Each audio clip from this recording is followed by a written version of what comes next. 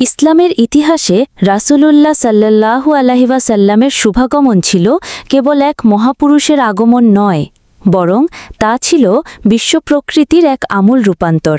মানবজাতির কপাল থেকে অজ্ঞতার কালিমা মুছে দিয়ে আলোকবর্তিকা জ্বালানোর জন্য তার আবির্ভাব ছিল এক অবশ্যম্ভাবী ঘটনা। তার জন্মের পুণ্যলগ্নের বিবরণীতে প্রবেশের পূর্বে সে সময়ের এক অলৌকিক ঘটনা, যা হস্তি বাহিনী নামে ইতিহাসে চিরভাস্বর, তা উল্লেখ করা আবশ্যক। এটি ছিল সেই পুণ্যভূমির প্রতি আল্লাহর এক সুস্পষ্ট কুদরত, যা আসন্ন নবীর আগমনের পথকে আরও সুগম করেছিল। ইয়েমেনের দম্ভী শাসক আব্রাহা তার ক্ষমতা ও ঐশ্বর্যের অহংকারে মত্ত হয়ে মক্কার পবিত্র কাআবাকে ধূলিসাৎ করার সংকল্প নিয়েছিল। তার উদ্দেশ্য ছিল তার নিজ নির্মিত উপাসনালয়কে আরবদের তীর্থস্থান হিসাবে প্রতিষ্ঠিত করা। এই হীন উদ্দেশ্য সাধনের জন্য সে এক বিশাল হস্তিবাহিনী নিয়ে মক্কার উপকণ্ঠে এসে শিবির স্থাপন করে। আব্রাহার এই বিশালকায় বাহিনীর আগমন দেখে মক্কাবাসী ভয়ে ভীত হয়ে পাহাড়ের গুহায় আশ্রয় গ্রহণ করে। আব্দুল মুত্তালিব রাসূলুল্লাহ সাল্লাল্লাহু আলাইহি ওয়াসাল্লামের সম্মানিত দাদা আব্রাহার নিকট উপস্থিত হয়ে তার উটগুলো ফেরত চাইলেন, যা আব্রাহার সৈন্যরা আটক করেছিল। আব্রাহা বিস্মিত হয়ে বলল, আমি তোমাদের উপাসনালয় ধ্বংস করতে এসেছি, আর তুমি তোমার তুচ্ছ উটগুলোর জন্য প্রার্থনা করছো? জবাবে আব্দুল মুত্তালিবের কণ্ঠে এক দৃঢ় প্রত্যয় প্রতিধ্বনিত হল, আমি এই উটগুলোর রক্ষক, আর এই পবিত্র ঘরের একজন মহান রক্ষাকর্তা আছেন, যিনি নিজেই তার ঘরকে সুরক্ষা দেবেন। এরপর আব্রাহা তার বাহিনীকে আক্রমণের নির্দেশ দেয়। কিন্তু আল্লাহর মহিমায় যখন হাতিগুলো মক্কার দিকে অগ্রসর হতে শুরু করে, তখন ঝাঁকে ঝাঁকে আবাবিল পাখি তাদের উপর জ্বলন্ত পাথরের কঙ্কর নিক্ষেপ করতে থাকে। সেই কঙ্করগুলো ছিল ক্ষুদ্র, কিন্তু তার আঘাত ছিল বজ্রের মতো। আব্রাহার বিশালকায় বাহিনী মুহূর্তেই ছিন্নভিন্ন হয়ে যায় এবং তারা গলিত দেহের পচা আবর্জনায় পরিণত হয়। এই মহাজাগতিক ঘটনাটি আরবদের মনে এক গভীর রেখাপাত করে এবং তারা এই বছরটিকে হস্তির বছর হিসেবে স্মরণীয় করে রাখে। এই ঘটনার প্রায় 50 দিন পর 12ই রবিউল আউয়াল, এক শুভ সোমবার, মক্কার এক সম্ভ্রান্ত কুরাইশ পরিবারে রাসূলুল্লাহ সাল্লাল্লাহু আলাইহি ওয়াসাল্লামের জন্ম হয়। তার পিতা আব্দুল্লাহ তার জন্মের পূর্বেই ইহলোক ত্যাগ করেছিলেন, তাই তার মা আমেনা বিনতে ওয়াহাব একাই তাকে আগলে রাখার দায়িত্ব গ্রহণ করেন। আমেনা বর্ণনা করেন, রাসূলুল্লাহ সাল্লাল্লাহু আলাইহি ওয়াসাল্লামের জন্মের সময় তিনি কোনো প্রসব বেদনা অনুভব করেননি, বরং সেই মুহূর্তে তার গৃহ এক স্বর্গীয় আলোয় আলোকিত হয়ে গিয়েছিল। সেই আলোর দ্যুতিতে তিনি সিরিয়ার রাজপ্রাসাদগুলো স্পষ্ট দেখতে পেয়েছিলেন। এই আলো ছিল তার নবুয়তের এক শুভ সূচনা, যা অনাগত ভবিষ্যতে সমগ্র বিশ্বকে আলোকিত করার ইঙ্গিত দিচ্ছিল। তার জন্মের সময় কেবল এই অলৌকিকতাই ঘটেনি, বরং দূরদূরান্তে পারস্য ও রোমান সাম্রাজ্য তার প্রভাব পরিলক্ষিত হয়েছিল। পারস্য সাম্রাজ্যে সহস্র বছর ধরে প্রজ্বলিত অগ্নিপূজকের পবিত্র আগুন হঠাৎ করে নিভে গিয়েছিল। এই আগুন ছিল তাদের ধর্মের স্তম্ভ, এবং এই ঘটনা ছিল তাদের পুরোহিতদের জন্য এক অশনি সংকেত। তারা বুঝতে পারছিল যে তাদের মিথ্যা উপাসনার দিন শেষ হতে চলেছে এবং এক নতুন সত্যের উদয় হচ্ছে। একই সময়ে পারস্যের পরাক্রমশালী শাসক কিসরার সুবিশাল রাজপ্রাসাদের 14টি বুরুজ বা চূড়া ভেঙে পড়েছিল। এটি ছিল তাদের সাম্রাজ্যের পতনের এক সুস্পষ্ট ইঙ্গিত। এই ঘটনাগুলো ছিল যেন ইতিহাসের এক নতুন অধ্যায়ের ঘোষণা, যেখানে পারস্যের দম্ভী শক্তির বিনাশ অবশ্যম্ভাবী ছিল।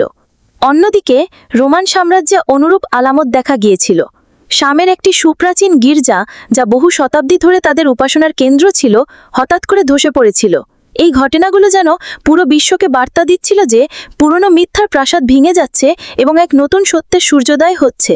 এই অলৌকিকতাগুলো কেবল ধর্মীয় প্রতীক ছিল না, বরং তা ছিল রাজনৈতিক ও সামাজিক পরিবর্তনেরও পূর্বাভাস।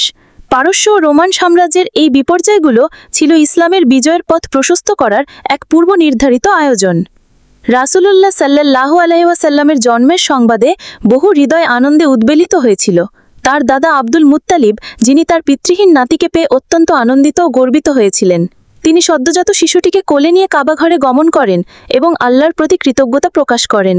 তিনি তার নাম রেখেছিলেন মুহাম্মদ, যার অর্থ প্রশংসিত। এই নামটি তখন আরবে প্রচলিত ছিল না, তবে তা ছিল আল্লাহর পক্ষ থেকে এক ঐহী নির্দেশ।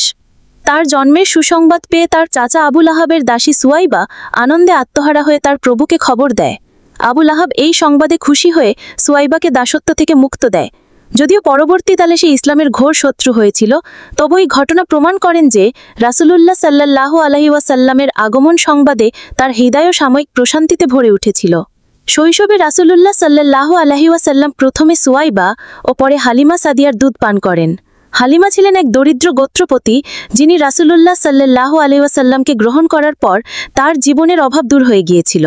তাদের ছাগলগুলো হঠাৎ করে প্রচুর দুধ দিতে শুরু করে, যা তাদের জীবনে বরকতের এক স্পষ্ট নিদর্শন ছিল। তার জন্মের দিন শুধু মানুষই নয়, বরং সমগ্র সৃষ্টি জগৎ এক আনন্দমুখর পরিবেশে ভরে উঠেছিল। তার আগমনে আকাশ থেকে এক স্বর্গীয় জ্যোতি বিচ্ছুরিত হয়েছিল, যা ছিল তার মহান নবুয়তের এক শুভ পূর্বাভাস। তার জন্ম ছিল এক নতুন প্রভাতের আগমন, যা অজ্ঞতার অন্ধকার দূর করে জ্ঞান ও আলোর পথ দেখিয়েছে। এটি ছিল সেই মুহূর্ত যখন মিথ্যা পরাজয় বরণ করে সত্যের বিজয় পতাকা উড্ডীয়ন হয়েছিল। তার আগমন ছিল সেই সময়ের জন্য এক অনিবার্য প্রয়োজন, যখন মানবতা তার মৌলিক আদর্শ থেকে বিচ্যুত হয়ে পাপ ও অন্যায় নিমজ্জিত ছিল। তার আগমনের মাধ্যমে আল্লাহ তাআলা মানবতাকে নতুনভাবে সংজ্ঞায়িত করেছেন। রাসূলুল্লাহ সাল্লাল্লাহু আলাইহি ওয়াসাল্লামের শৈশব ও কৈশোরও ছিল অলৌকিকতায় পরিবেষ্টিত। ছোটবেলায় হালিমা সাদিয়ার তত্ত্বাবধানে থাকাকালীন একবার তার বক্ষ বিদারণের ঘটনা ঘটে, যা সাক্ষ্যের সদর নামে পরিচিত। জিব্রাইল আলাইহি ফেরেশতা এসে তার পবিত্র বক্ষ থেকে একটি কালো বিন্দু বের করে তা পরিষ্কার করে দেন। এই ঘটনাটি ছিল তার নবুয়তের জন্য এক পবিত্র প্রস্তুতি। তার যৌবনে তিনি মক্কার সমাজে আল আমিন বা বিশ্বস্ত হিসেবে পরিচিত ছিলেন। তার সততা, ন্যায় পরায়ণতা ও বিশ্বস্ততার কারণে সবাই তাকে ভালোবাসত ও সম্মান করত। এই চারিত্রিক গুণাবলী ছিল তার নবুয়তের একটি শক্তিশালী ভিত্তি। যখন তিনি মানুষকে আল্লাহর পথে আহ্বান করলেন, তখন তারা তার কথায় দ্বিধা ছাড়াই বিশ্বাস স্থাপন করেছিল, কারণ তারা জানত যে তিনি কখনো মিথ্যা বলেন না। রাসূলুল্লাহ সাল্লাল্লাহু আলাইহি ওয়াসাল্লামের জন্মের পূর্ববর্তী ও পরবর্তী ঘটনাগুলো ছিল এক সূক্ষ্ম সুতায় গাঁথা। হস্তি বাহিনীর ঘটনা থেকে শুরু করে পারস্য ও রোমান সাম্রাজ্যের পরিবর্তন, সবকিছুই ছিল তার আগমনকে স্বাগত জানানোর এক ঐশী আয়োজন। তিনি ছিলেন মানবজাতির জন্য আল্লাহর সর্বশ্রেষ্ঠ উপহার। তার জন্ম ছিল এক নতুন যুগের সূচনা, যা অজ্ঞতার অন্ধকার দূর করে জ্ঞান ও আলোর পথ দেখিয়েছে। তার আগমন ছিল মানবজাতির জন্য এক নতুন দিগান্তের উন্মোচন। এই পবিত্র জন্মবৃত্তান্ত আমাদের স্মরণ করিয়ে দেয় যে তিনি ছিলেন এক ব্যতিক্রমী ব্যক্তিত্ব, যার জীবন ও আগমনের প্রতিটি দিকই ছিল অলৌকিকতা ও মহিমায় পরিপূর্ণ। পরের ভিডিওগুলোয় প্রিয় মানুষটার পুরো জীবনের উপর ভিত্তি করে বানানো হবে। ভালো লাগলে সাবস্ক্রাইব করতে পারেন।